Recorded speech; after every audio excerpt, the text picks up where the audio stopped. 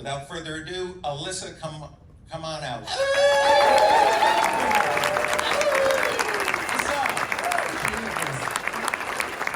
Hello, Mommy. So I'm going to bring somebody up from the audience as my assistant here. Emma, can you please come up? Now, how many people want to ask a question? Could you just do me a favor and stand up, everybody who wants to ask a question? Because I'm going to get it down to just 5 on each side and then move it around. So this, just so I can see everybody who wants to ask a question. Really, the rest of you don't have any questions you want to ask? Okay, well, you may in time. So those who are standing, close your eyes and think of a number. 1 to 10, any number. Okay, you number 1. You number 2. You're right. Number 3. You number 4. You number 5. Will you please go to this mic? Just back there. Are you standing? Or are you an event organizer? Oh, I'm sorry. That's okay. Please come to this mic. The other 5 people, because I only think there's 10, can you come over onto this side for me, please? And so the rules are going to be, I'm going to ask a few questions, and then I'm going to try to get to the audience as quickly as possible. The question should only be relative to Evil Dead. Evil Dead Rise in particular. If you go astray and you say, Mr. Raimi and Dr. Strange too, my lovely assistant is going to... So no bad questions. And so once you're in this line, first five people on that side, here's what's going to happen. I'm sorry, you decide you want to ask a question of Bruce Campbell, which is great. Ask a question of Bruce Campbell. That means the next person behind you cannot ask Bruce Campbell a question. It's like poker, Rob. No 2 hands are the same. That's right. That's I can't just play Texas fucking Hold'em all night long. So I think Bruce spelled out the rules perfectly.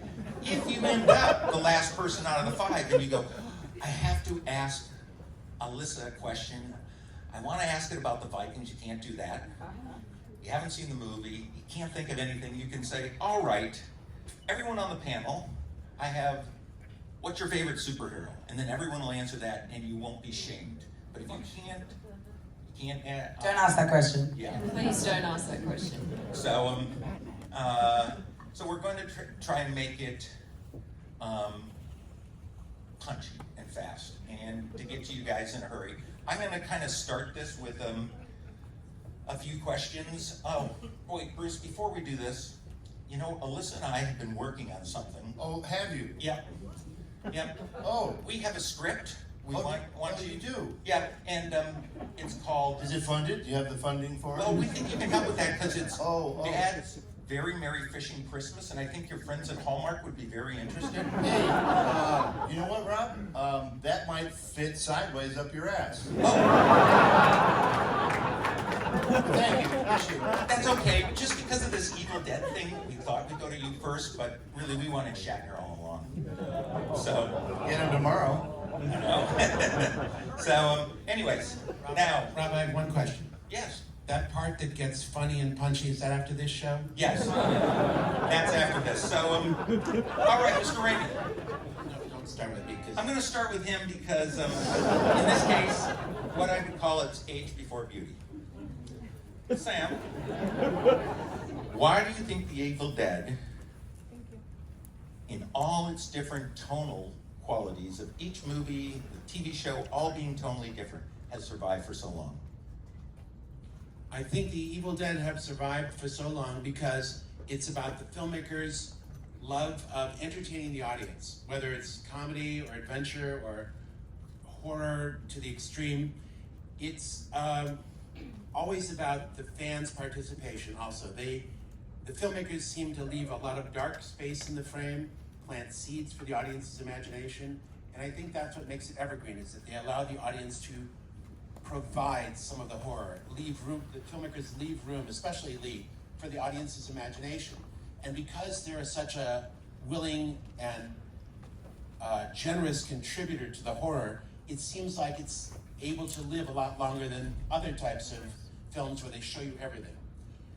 Also, I think the filmmakers, like me, I'm never in it for the money. I'm in it to entertain the audience. It doesn't matter to me. It's the same thing to me, whether they pay me $10 million to direct a movie or $9 million. It's really this. Now keep going. I gotta get into directing. Sam, That was the gong. Sam, you got gonged by somebody. You can take it up with him later today. Bruce, you see a lot of people on the convention circuit, and I do, and half of them are here today. And Evil Dead somehow has transcended generations. So you see fathers and sons with ash tattoos on their arm. What do you think it is that bonds the family together over Evil Dead? Well, I can speak mostly from my own experience with the Ash character. Ash has no skills whatsoever. So the people in the audience go, I could do that. So they keep watching to see if he's going to get any smarter or better, and he kind of doesn't, but they're like, oh, shit, I'm 3 movies into this already. That's what I always think about your acting.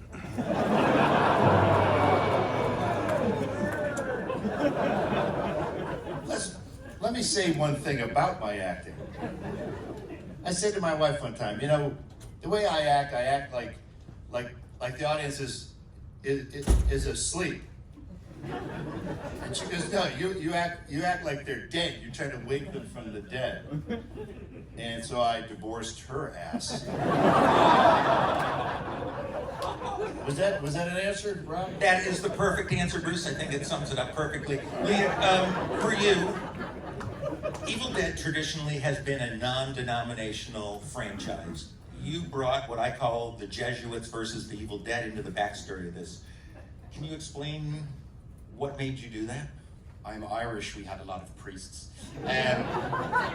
One of our greatest and worst exports, so apologies.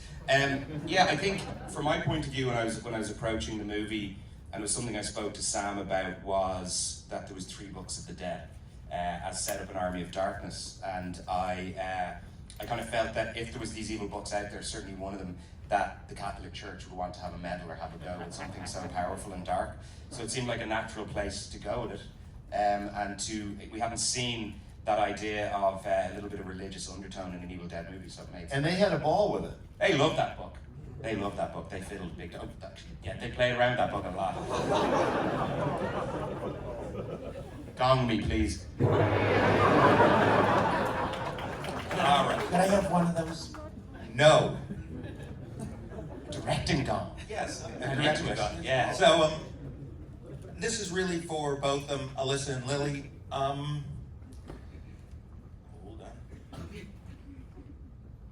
Michelle Pfeiffer said that when she was doing What Lies Beneath, took her inspiration from Drew Barrymore in the original Scream movie. Was there a horror movie villain or heroine that you looked to when you approached Evil Dead Rise? You wanna go? You want? For me, I think being in an Evil Dead film, it's so messy, extreme. You act out the most absurd situations. So I think Laurie Petty in Tank Girl and Toni Collette in Hereditary, which was just like the uglier, the better, the weirder, the more wonderful, which is I think what the Evil Dead world gifts you. Get freaky. I have an obscure one for this. Well, it's not that obscure. And actually, Lee, I don't think I told you this in prep. That I was Am I gonna using wanna as a leave now? reference. Yeah, because I figured it would probably scare you. I watched a lot of like reference movies before, and there was something in my gut telling me I have to watch The Mask. I have to watch The Mask. and I watched it, and like there was something about like the enhancement that happened when Jim Carrey put on this ancient mask, and I was like, okay, how old is this book? How long has this evil force been tied to this book without having a human to embody? And I loved like the joy of the mask. And I was like, I'm going to bring that. There has to be rage in the Deadite to be scary, but also the joy and the celebration of carnage. And then that gave me like both joy and rage, and I could do everything in between. Yeah. So. And you brought it. I think anyone that sees the movie tonight will see a Deadite like no other, in the sense that yeah, she's a little bit rude. To her family. So, good one.